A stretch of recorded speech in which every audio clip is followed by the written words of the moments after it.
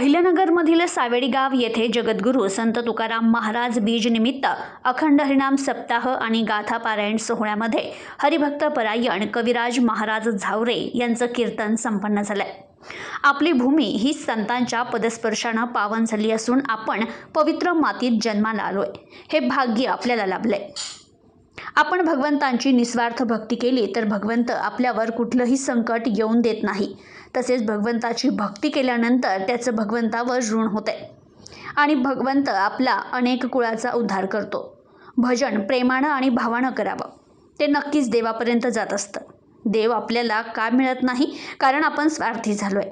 संतांची संगत करत धार्मिक उत्साहाचा आनंद लुटायचा असतो। मानवी जन्मामध्ये देवाची पूजा केल्यानंतर पंढरपूर आळंदीला जायची गरज नाही।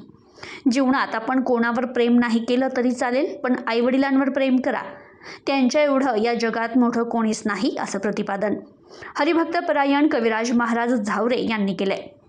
अहिल्यानगरमधील सावेडी गाव येथे जगद्गुरू संत तुकाराम महाराज बीज निमित्त अखंड हरिनाम सप्ताह आणि गाथा पारायण सोहळ्यात हरिभक्त परायण कविराज महाराज झावरे यांचं कीर्तन संपन्न झालं। यावेळी माजी महापौर बाबासाहेब वाकळे, हरिभक्त परायण संदीप महाराज खोसे, अशोक वाकळे, बाळासाहेब वाकळे, हरिभक्त परायण चंद्रकांत बारसकर, किशोर वाकळे, पुष्कर कुलकर्णी यांच्यासह नागरिक मोठ्या संख्येनं उपस्थित होते। सावेडी गावात संत तुकाराम महाराज बीज निमित्त सुरू असलेल्या या अखंड हरिनाम सप्ताह भक्तिमय वातावरणात सुरू असून यासाठी नागरिकांची मोठी गर्दी पाहून असं वाटतंय की माझं कीर्तन सावेडी गावात सुरू नसून पंढरपुरात सुरू असल्यासारखं वाटतंय। धार्मिक कार्यक्रमातून माणसाला चांगल्या कामाची प्रेरणा आणि ऊर्जा मिळते, असं मत हरिभक्त परायण कविराज महाराज झावरे यांनी व्यक्त केलं। तर सावेडी गाव येथील संत तुकाराम महाराज प्रतिष्ठान आणि माजी महापौर बाबासाहेब वाकळे यांच्या माध्यमातून सुरू असलेल्या अखंड हरिनाम सप्ताहात हरिभक्त परायण कविराज महाराज झावरे यांनी छत्रपती शिवाजी महाराज यांच्या जीवनपटावरील पोवाडा सादर करत असताना श्रोत्यांची मने जिंकली। तर कीर्तनामध्ये नागरिक अक्षरशः भावनिक होत त्यांनी आनंदाश्रू ढाळले, अशी माहिती हरिभक्त परायण संदीप महाराज खोसे यांनी दिली। काढलं ते सगळे आणि माझ्या जवळ आले, म्हणले महाराज टाळ्या वाजवा, टाळ्या वाजवा। मी वाजवल्या, 3 मिनिटं माझ्याकडून टाळ्या वाजवून घेतल्या। पाहती काय आजे, 3 मिनिटं टाळ्या वाजवल्या, मी वाजवल्या। आणि 3 मिनिटानंतर त्यांनी विचारलं हाताला काय झालं? म्हणले वेदना झाल्या। म्हणले वेदना नाही महाराज, गावठी भाषेत सांगा, नगर जिल्ह्यातल्या। म्हणलं मुंग्या आल्या। आता याच्यापेक्षा अजून काय गावठी भाषा असू शकते? त्यांना म्हणलं माझ्या हाताला काय आल्या? मुंग्या आल्या। जुन्या काळात टीव्हीला मुंग्या यायच्या, आठवते का तुम्हाला?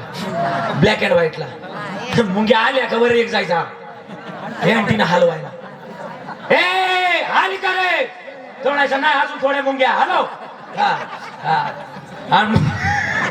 मुंग्या गेल्या की 5:55 मालिका लागायची। ही काळी आई धन धान्य दे, कोणती मालिका होती ती?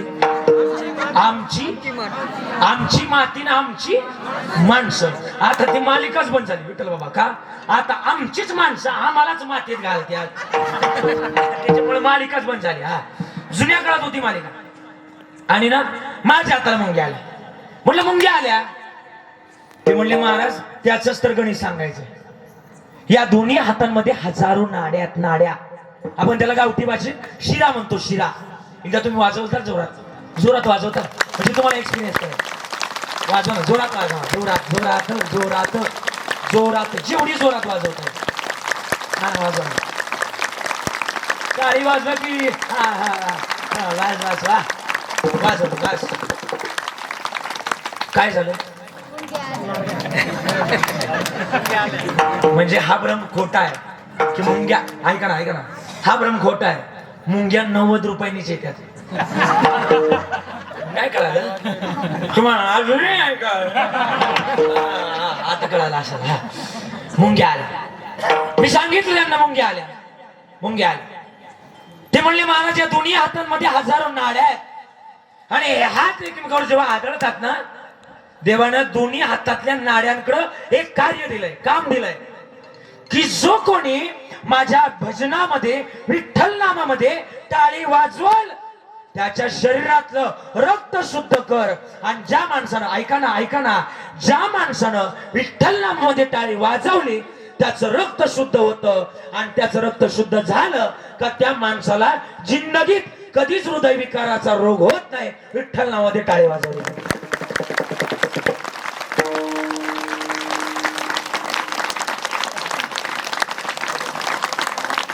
आता बस की मग असे धरून सांगतोय टाळ्या वाजवा पोलीस वाजवा.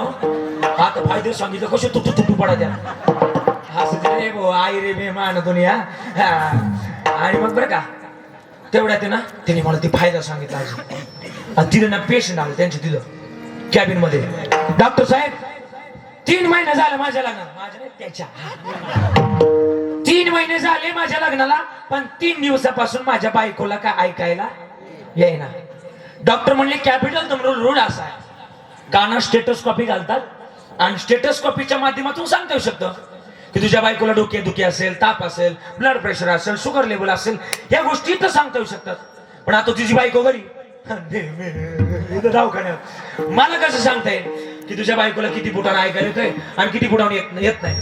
तू एक काम कर घरी जा बायकोला नेमकी किती फुटानं ऐकायला येतंय आणि किती फुटानं येत नाही फक्त एवढा अंदाज घे म्हणजे आपल्याला कळलं रेंज कुठं नाही आणि स्टावर कुठं लावायचं.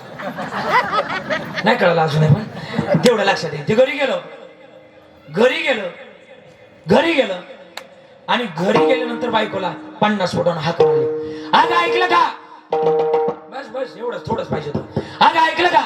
काय केली भाजी? किती फुटानं मारली हाक? बोला ना हे याची बोल की किती? 50 फुटानं. काय केली भाजी? आतून नो रिप्लाय. याला वाटलं बायकोला 50 फुटानं ऐकायला येत नाही. यानं 50 फुटाचा दरवाजा सोडला 30 फुटावर आलं. अगं ऐकलं का? काय केली भाजी? आतून पुन्हा उत्तर आलं नाही. याला राग आला. 30 फुटावर नाही बायकोला ऐकायला येत नाही. काय बायको आहे? 30 फुटाचा दरवाजा सोडला. राग आला. 15 फुटावर गेलं. राग आला आणि पुन्हा हाक मारली. अगं ऐकलं का? काय केली भाजी? पुन्हा उत्तरच आलं नाही. याला राग आला. लय राग आला. कोणाचा? बायको. काय म्हणतात राहिलं का? आला आणि गेलं किचनच्या दरवाजा. अगं ऐकलं का? काय केली भाजी? आतून पुन्हा उत्तर आलं नाही. याला एवढा राग आला तड तड तड तड तड तड तड तड पावलं उचलत गेलं. हा मैत्रीण म्हणजे ती मैत्रीण नव्हती पक्की दुश्मन होती माझी. तिची माय रोज भांडणं असायची. अजय मला महाराज नव्हतं व्हायचं ग डॉक्टर व्हायचं होतं. तिच्यामुळे मला महाराज व्हावं लागलं. टाळ्या व्हायची आहे हा.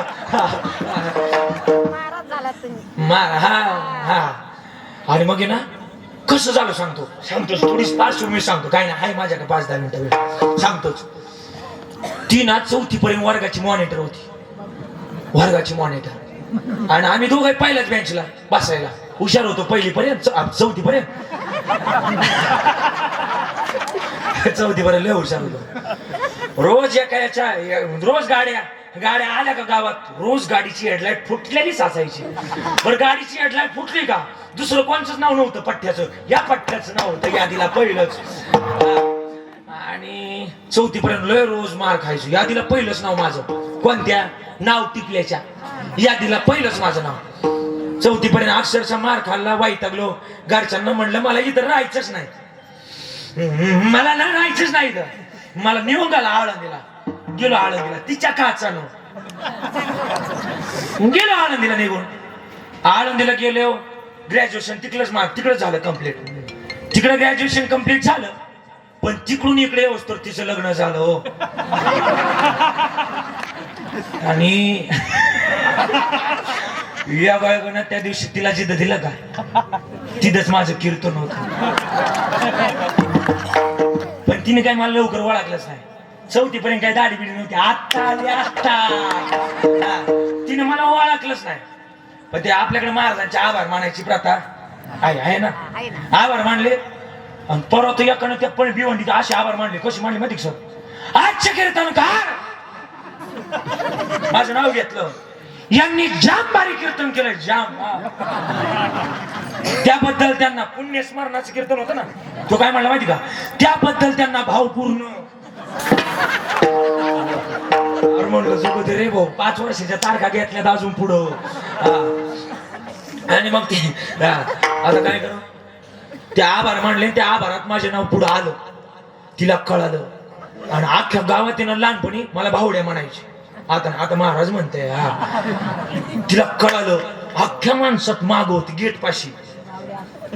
तिला कळालं का माझं नाव कळालं. आणि 4 गावची लोक माझ्या पाया पडायला आली होती.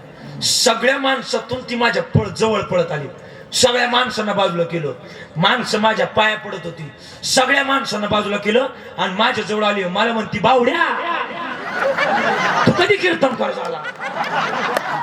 जेवढी माणसं जवळ होती तेवढी निघून गेली. पाहता काय माझ्याकडे. त्या दिवसापासून ठरवलं हाती परिचय कुठं नाही करायचा. हाती परिचय केला का वाटोळच आहे. तुम्ही काय असं तर तुमचं सुद्धा तेच आहे. तुम्ही किती मोठे व्हा, पण तुमचा लहानपणीचा जर मित्र भेटला ना, तो तुम्हाला नावानिशी कधीच हात मारणार नाही. पण सांगू, याच्या पलीकडे थोडस बोलेल, तुमचा हाती परिचय असावा. पुढे असं सांगू का, हाती परिचय असावा संताच्या ठिकाणी असावा. हाती परिचय देवाच्या ठिकाणी असावा. आपल्या जन्माचं कल्याण झाल्याशिवाय ही भूमिका असते. महाराज म्हणले मग संतांची संगत करावी. काय होतं तिथं, अरे तिथं गेलो ना, ते आपल्या पाया पडतात, ते आपल्याला विनंती करतात, ते जन्माचं कल्याण शोधतात. म्हणूनच याच उत्तर,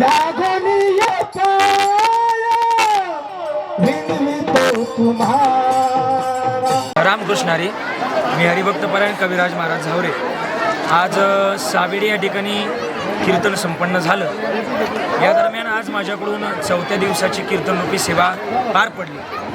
4थ्या दिवसाच्या कीर्तनरूपी सेवेकरता मी श्रीमंत साधू जगद्गुरु तुकोबारायांचा लागोनिया पाया विनवितो तुम्हाला या अभंगावर मी चिंतन करण्याचा प्रयत्न केला. या दरम्यान मी या ठिकाणी आलो, इतका आनंद मला अनुभवायला मिळाला.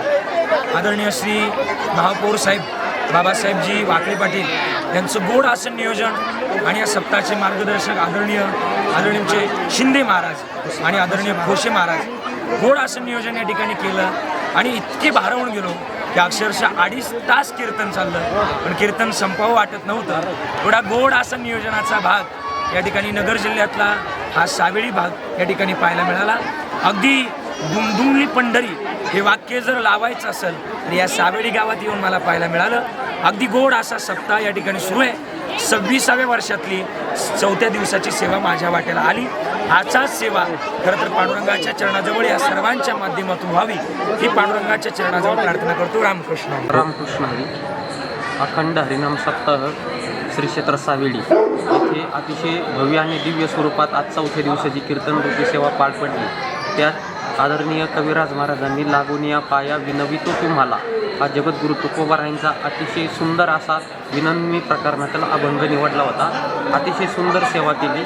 सेवा करीत असताना महाराजांनी सांगितलं, जर तुमच्या अंतकरणात खरी भक्ती असेल, ज्याची खरी सेवा त्याच्या भय काय जीवा, तर स्वतः पांडुरंग परमात्मा देव आपला मागे पुढे उभा राहे, आली हा आघात निवाराया, आपले सर्व आघात निवारतो आणि आपली असणारा देव आपला योगक्षम चालवतो. त्याच्यासाठी फक्त आपलं हृदय निर्मळ आणि अंतकरणात भावशुद्ध असे अंतकरणात सेवा करणं महत्त्वाचं आहे. आणि विशेष म्हणजे श्री शक्तीचा जागर रोज कीर्तन झाल्यानंतर 3 पैठण्या आणि उद्या सकाळी 10 ते 12 या वेळेस जे संत संमेलन आहे त्या संत संमेलनासाठी परिसरातील सर्व महाराज एकत्र करून ढोवळ आणि दिव्य स्वरूपात बरोबर गुरुवारी सकाळी 10 ते 12 या वेळेस संत संमेलन होणार आहे. तरी सर्वांनी उपस्थित राहावं. आणि विशेष म्हणजे सगळं संत तुकाराम प्रतिष्ठान आणि त्यांचे असणारे अध्यक्ष माजी महापौर बाबासाहेबजी वाकळे यांच्या अतिशय परिश्रमातून हा भव्य आणि दिव्य स्वरूपात सप्ताह होत आहे. मी सर्वांना मनपूर्वक धन्यवाद देतो आणि विनंती करतो सर्वांनी या सप्ताहाचा अवश्य लाभ घ्यावा. Ramkrishna. Bureau report news today 24 Ahilyanagar.